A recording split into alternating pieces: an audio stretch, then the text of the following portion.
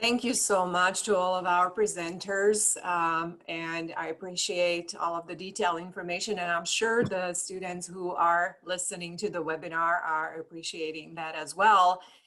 However, they do have some follow-up questions for most of the presenters, so I will try to go through them. We have quite a few. So let's start with the graduate student questions. And first is that if the student doesn't have an assistantship yet, but they will need to get one as soon as possible, when do those assistantships become available, and where can they go to find an assistantship? And is this still a good time to obtain an assistantship? Yes. So first you should check with your department because there may be TA positions or research assistant positions available in your department. If your department doesn't have any, there's a website on the Graduate College homepage, which I'm posting to the chat right now. And this lists current openings for graduate assistantships. So you'll want to constantly check back to that page and see what's available there. You might also, as you get to know, in your first semesters, you get to know other graduate students in your program, talk to them about what assistantships they have or they know about, because there's a variety of assistantships across campus that some of them are advertised on this site, some of them are just kind of word of mouth. So ask around, use your department first, use this website from the Graduate College as your second bet, and then thirdly, just ask other graduate students and faculty in your department about what they know, and you should be able to find them. They mostly start at the beginning of the semester, so now's the perfect time to be looking, but they do pop up occasionally throughout the semester. So if you don't get one right away, you might be able to find one later on in the semester, though that's not as common. Excellent, thank you so much. And there's another question from, actually a couple more. Due to COVID-19, has the availability of graduate assistantship gone down in the coming semesters? Well, we still have everyone who's teaching TA sections, discussion sections, labs, those are still happening. They may be happening online instead of face-to-face, but the teaching's still happening on campus. So those assistantships seem to be just fine.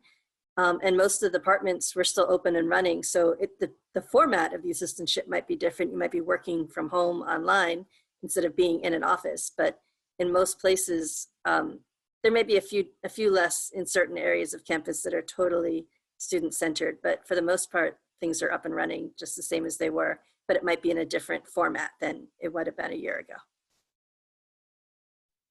Thank you so much, Lisa. I appreciate that. And there is one more question that I would like to ask on behalf of the graduate students, and that is about the communication. So when would be the appropriate time for students to contact the graduate college instead of the department? And connected to that question is another one. So what should students do if they're not hearing from their graduate advisor and the communication has broken down? What would you advise them? Thank you. Yeah, so, for most questions, your first resource is either the director of graduate studies in your department or your program coordinator who works with graduate students closely. They know all kinds of things about your department and about campus. But there are some things that the graduate college can help with. For instance, if you are having trouble communicating with your department, you can come to us and we can work on your behalf to communicate with your department or figure out what's going on. The academic affairs office in the graduate college is where you want to go if you're having any sort of personality issues or other issues with your department or your advisor, and they can help sort of mediate that.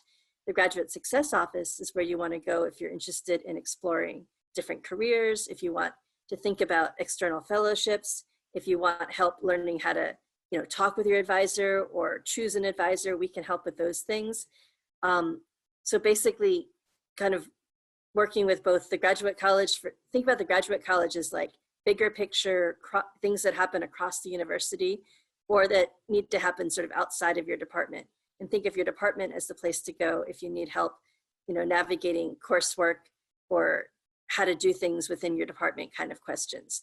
And almost no matter what, if you go to one place and it's not the right, we can help, they'll help you find the right person. We're really good at helping people figure out where they need to be and connecting them with resources.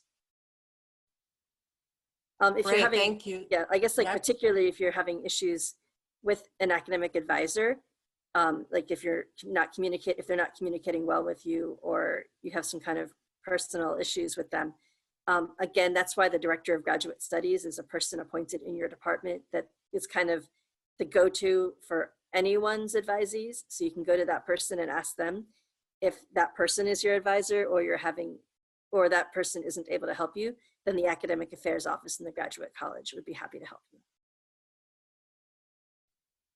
Thank you so much, Lisa, and I apologize I stepped in too soon. All right, and then we have some questions regarding orientation. So I hope that either Kate or Brandon would be able to help in with answering. But specifically, the question was whether there are is it possible that some of the sessions in the ISSS orientation will conflict at times with on-Iowa orientation events, and what should students do in that case? Brandon, I can try to answer this and you can hop in if I overstep. The On Iowa Spring Welcome events are optional events for students. And the Hawkeye virtual welcomes, as we mentioned in our slides, on Sunday, Monday, and Tuesday, January 25th or 24th through 26th, should not interfere with any of your international student orientation. And then we'll also be doing some social events throughout the first week of classes, which again should not interfere. I will again reiterate that the On Iowa Spring Welcome events for undergraduate students is a optional event that students are welcome to join, but the international orientation is a priority at that point.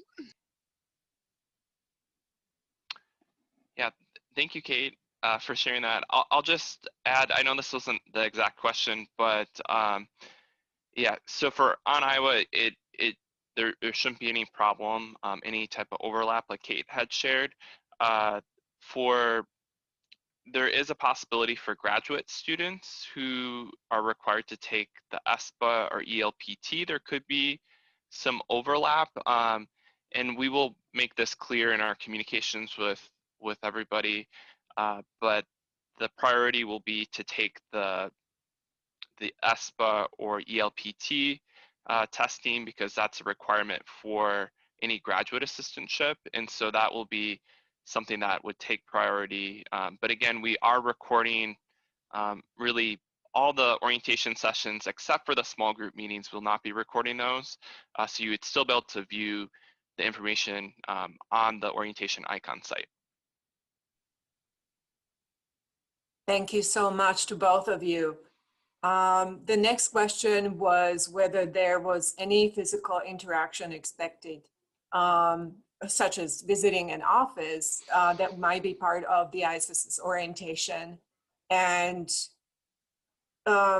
does the student need to be showing any documents to anyone during the orientation? And I suppose that might be both for the ISSS one or the regular orientation. Perhaps Lisa can also chime in on this one, whether there is any physical component, physical or interaction component in the orientation at all.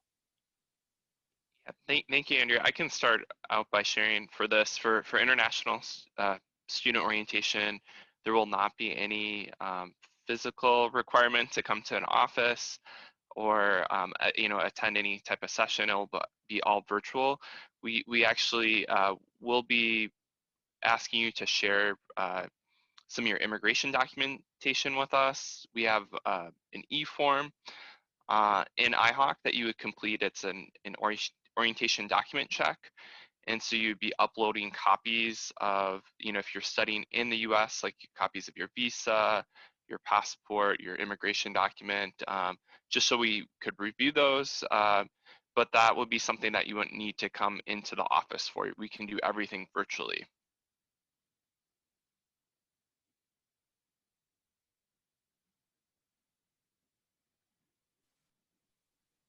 Okay, anyone else that can chime in whether they're expecting any physical interaction with students during the orientation? We don't have to, but I thought that I would approach both Lisa and Kate if they have any Yeah, insight on that. this is Lisa. I think in the fall, even a few small departments did have face-to-face orientations when they had just very small groups of students coming in just so they could actually meet faculty and things like that. So your department would let you know if that's the case. I think most of them were online, but whatever your department wants to do, you know, because we have some amount of in-person classes and we have a lot of rooms that can be socially distanced, it is possible that if you're in a smaller department, they may want to meet you face to face. But of course, if you're uncomfortable with that, or there's a reason why that's not possible, you can definitely talk to your department and find something that works for everybody. And this is Kate with undergraduate orientation, and there is no expectation for any in-person events with orientation services.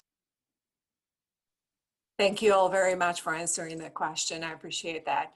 Next, move on to some of the testing questions that we have here. First one is from an undergraduate student where they are asking whether they need to take a chemistry placement test if they have mechanical engineering as major. Hi, this is Kate again with undergraduate orientation. I'll start by saying that if you have questions about which placement exams to take, I would encourage you to visit newstudents.uiowa.edu, and I'm going to put that in the link. Here we go. There is a list of placement tests and then also majors to help you determine which tests to take. As far as engineering specifically, yes, you do need to take the chemistry test. So I would encourage you to do that as soon as possible. But again, if you have additional questions about which placement exams to take, please visit the link that I posted in the chat. Again, thank you so much. The next question was, so if student has an assistantship, they're concerned that if they don't do well on their ELPT testing, will this affect their assistantship eligibility?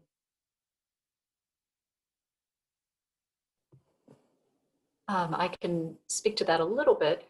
So assistantships are, I would say, talk to your department about options if you don't get the certification level that you need for a particular assistantship. Departments will work with you.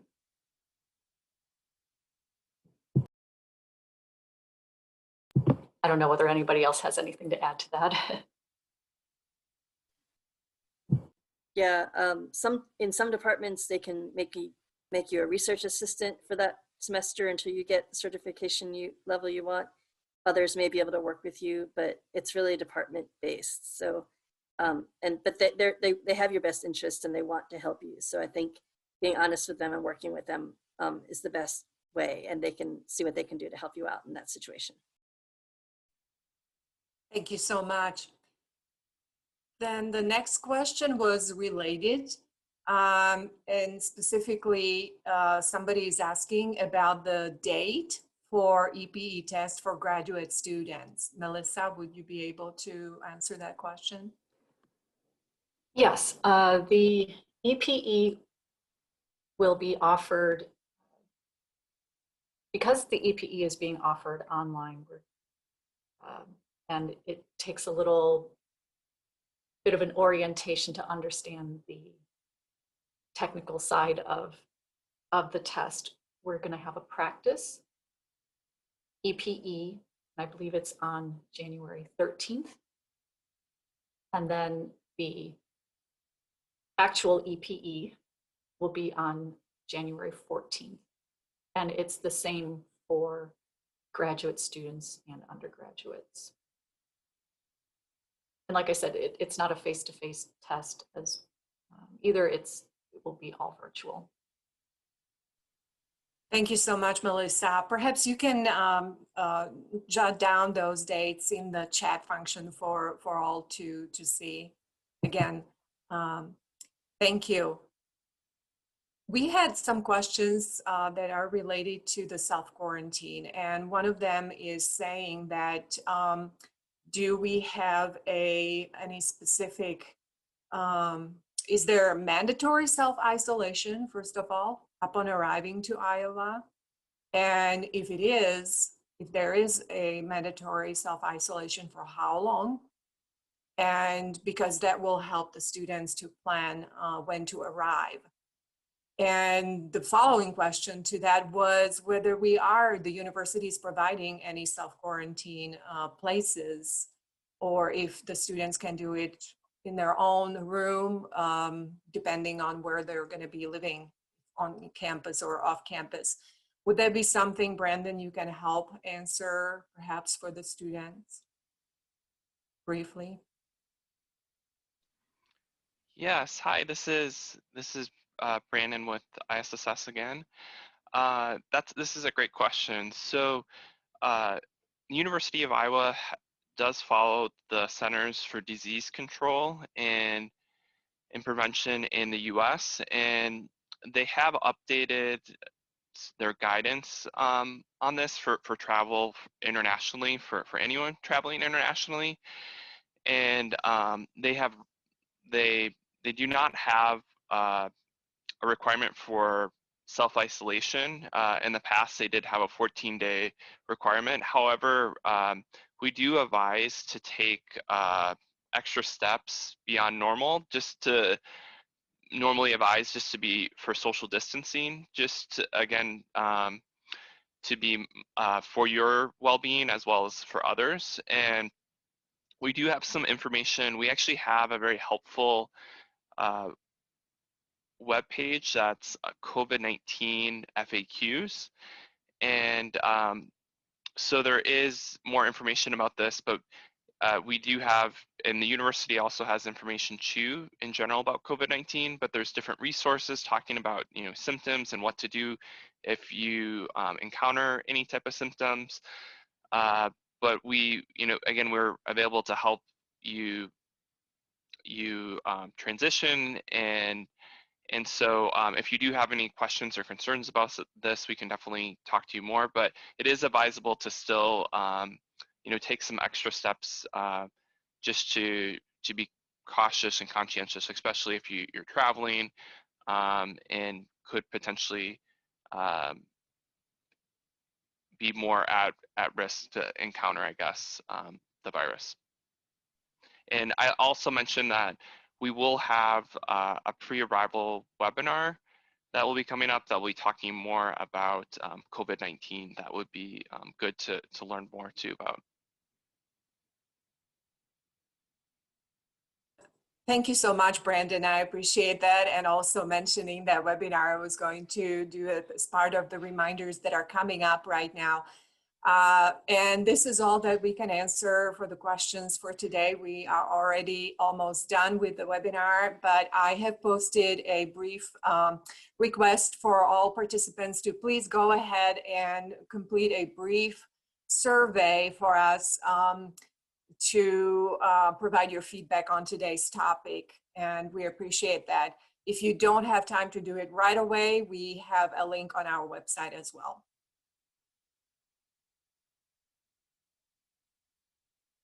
The next slide, please.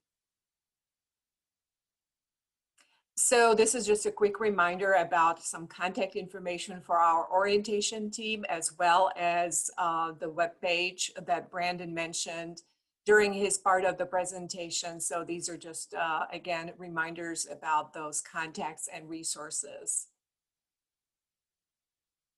And finally, this is the reminder about the remaining, the last webinar that Brandon mentioned on January 8th. Please join us for covering some important information about how the University of Iowa is providing campus safety measures and different resources for you as new students for regarding your health and other safety.